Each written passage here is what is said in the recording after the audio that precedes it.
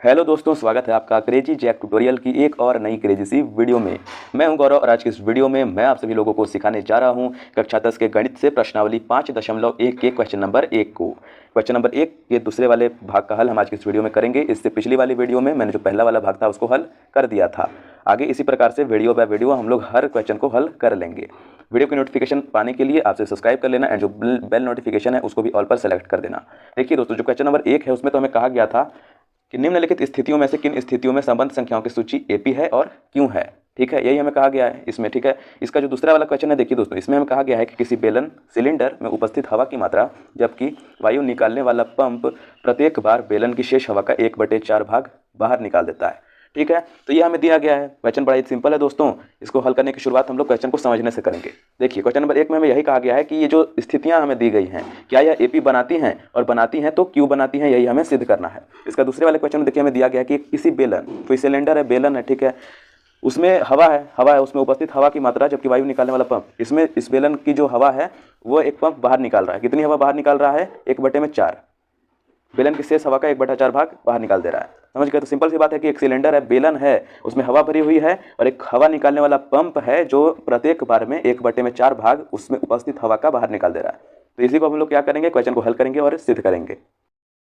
चलिए दोस्तों, इसी प्रकार से चेक करेंगे क्या यह एपी है और क्या यह एपी बनाता है। इसको चेक करने के लिए सबसे पहले क्या करेंगे कि हम लोग एपी बनाएंगे। एपी बनाना दोस्तों बड़ा ही सिंपल होता है। सबसे पहले क्या कर देते हैं, हम लोग पेज को थोड़ा ऊपर कर देते हैं और यहाँ से मैं क्वेश्चन को हल करना शुरू करता हूँ। सबसे पहले लिखेंगे हम लोग यहाँ पर हल। ठीक है, किसी भी क्वेश्चन को हल करने से पहले यहाँ पर हल लिख लेते हैं। ठीक है, हल दोस्तों मैंने यहाँ पर लिख लिया। अब देखिए, सबसे पहले क्या करेंगे कि बेलन का आयतन, कुछ आयतन हम लोगों को मानना पड़ेगा। देखिए, तो आयतन दोस्तों सबसे पहले हम लोग को मानना पड़ता है। तो यहाँ पर मैं लिखूंगा कि माना बेलन का आयतन, बेलन का आयतन, बेलन का आयतन दोस्तों यहाँ पर मैंने लिखा। तो ये जो बेलन का आयतन है ना, इसको हम लोग कुछ मान लेते हैं। बेलन का आयतन हम लोग खुद से कितना मानते हैं, ऐसे ही मैं एज्यूम कर रहा हूँ, कोई भी संख्या आपसे मान सकते हो। मैं 64 मान ले रहा हूँ। ठीक है, इसको थोड़ा काटना पीटना आसान होगा, इसीलिए मैंने 64 को क्या माना, बेलन का आयतन मैंने माना, खुद से मानना है। ठीक है, आपसे भी कुछ और भी मान सकते हो, अलग संख्या भी आपसे मान सकते हो। 64 एकदम परफेक्ट बैठ रहा था मेरे दिमाग से, तो इसीलिए मैंने 64 मान लिया। ठीक है, अब क्या करेंगे, बेलन का आयतन तो 64 हो गया। अब हम लोग एपी बनाएंगे दोस्तों। एपी बनाना बड़ा ही सिंपल है। यहाँ पर क्या लिखेंगे कि 64 है ना, ठीक है, 64 है, तो हम लोग पहला पद जो है वो तो 64 हमारा हो गया। तो यहाँ पर मैं 64 लिख देता हूँ। 1 मिनट, 64 इस प्रकार से। अब देखिए, 64 में हम लोग क्या करेंगे कि 1/4 हम लोग निकालेंगे। उसका क्या करेंगे कि 64 गुणे में 1/4 यहाँ पर हम लोग करेंगे। अब देखिए, 64 को काटेंगे। ठीक है, काटना बड़ा सिंपल होता है।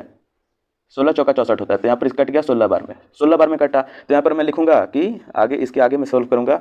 तो ये दोस्तों हमारा होगा 64 और इसमें से जो 16 है ना उसको घटाएंगे। जितना भी हम लोग ये करने के बाद, काटने के बाद हमारा आएगा, उसको इसमें से घटाते जाएंगे। ठीक है, बची हुई संख्या से। तो 64 से सबसे पहले घटाएंगे 16 को।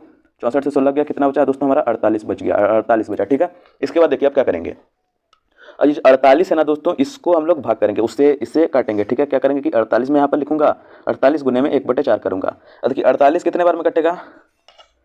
12 चौका 48 होता है। ठीक है, तो 12 बार में दोस्तों ये कट गया। तब इससे क्या करेंगे कि 12 को घटाएंगे। 48 से 12 घटाएंगे, कितना बचा दोस्तों? 36 बच गया। ठीक है, 36 बचा ना। अब ये 36 को भी भाग देंगे, फिर क्या तो काटेंगे। यहाँ पर 36, ठीक है, 36 को कितने से घटाएंगे, पहले यहाँ पर निकाल लेता हूँ मैं। यहाँ पर मैं लिखता हूँ 36 गुने में 1/4 देखिए काटेंगे, कितना में ये कट जाएगा दोस्तों?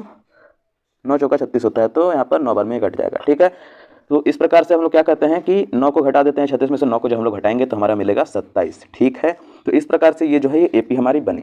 अब देखिए, अब हम लोग क्या करेंगे ना कि लिख लेंगे, क्या लिखेंगे कि 64। 1 मिनट दोस्तों, पेज को थोड़ा सा ऊपर कर लेता हूँ। ठीक है ना, और यहाँ पर मैं सबसे पहले तो 64 लिखता हूँ। एपी को मैं यहाँ पर लिख दे रहा हूँ 64, 48, 36, 27। इसके बाद ये इसी प्रकार से बढ़ते जाएगा। ठीक है ना, तो ये हम लोगों ने एपी निकाली। अब ज्ञात करना पड़ेगा कि यार ये सच में एपी बना रहा है कि नहीं।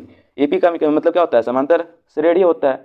ठीक है, मतलब उनके बीच में कोई बराबर अंतर होना चाहिए। मान लीजिए 64 और 48 है, तो इसके बीच में उतना ही अंतर होना चाहिए जितने अंतर 48 और 36 के बीच में होना चाहिए। समझ गए? तो अब हम लोग क्या करेंगे कि दोनों संख्याओं को आपस में घटा वटा करके देखेंगे। घटाने के सबसे पहले क्या करेंगे, डी यानी कि विविक्तर। डी का मान विविक्तर, आई मीन डी को विविक्तर कहा जाता है। ठीक है, विविक्तर को डी से सूचित किया जाता है। डी का मान हम लोग निकालेंगे। डी का मान निकालना देखिए बड़ा ही सिंपल होता है। डी निकालने के लिए क्या करते हैं हम लोग, A2 में से A1 को हटा देते हैं।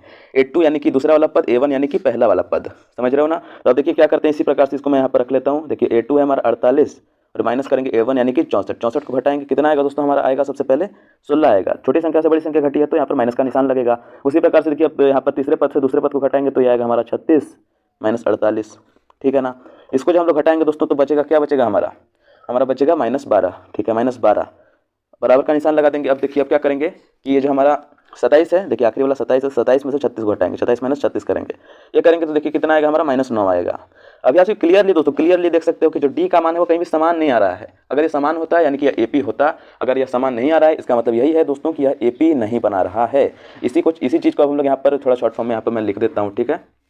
यहाँ पर दोस्तों मैं यहाँ पर लिख देता हूँ, सबसे पहले यहाँ पर मैं लिखूंगा कि डी का मान, एक मिनट दोस्तों, यहाँ पर मैंने कुछ चीज़ें लिखी। मैंने लिखा कि डी का मान बराबर नहीं है, अतः यह AP नहीं है, ठीक है दोस्तों, यह AP नहीं है। देखिए यही चीज़ हम लोग को सिद्ध करना था, क्या करना था कि संख्या की सूची AP है और क्यों है।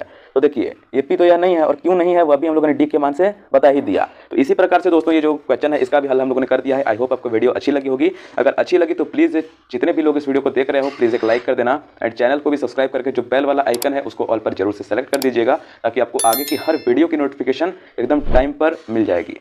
चलिए दोस्तों अब मिलते हैं इससे जस्ट अगले वाले क्वेश्चन में, तब तक के लिए जय हिंद, वंदे मातरम।